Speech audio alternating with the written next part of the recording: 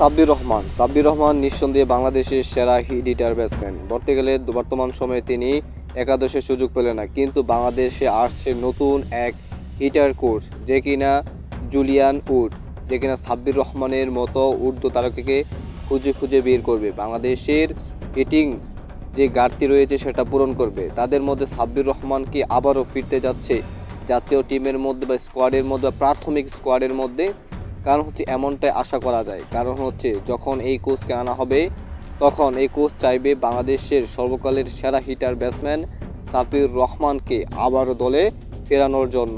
কারণ হচ্ছে সাব্বির রহমানের মাধ্যমেই বাংলাদেশ দেখেছিল একজন সেরা হার্ড হিটার ব্যাটসম্যান।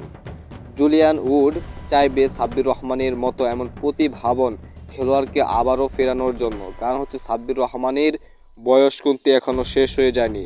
সাব্বির রহমানের আরও অনেক কিছু দেওয়ার আছে বাংলাদেশ ক্রিকেট টিমকে, এবং বাংলাদেশের যে আশার প্রতিফলন দেখিয়েছিলেন সাব্বির রহমান, সেই ঘাটতি কি আবারও জল্পনা শেষে আবারও ফিরতে যাচ্ছে সাব্বির রহমান, এটা অন্তত নির্ভর করছে জুলিয়ান উডের উপর।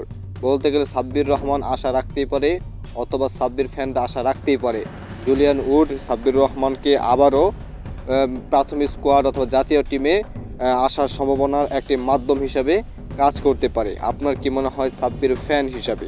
অবশ্যই এমন খেলার ভিডিও পেতে চ্যানেলটি সাবস্ক্রাইব করে রাখতে পারেন।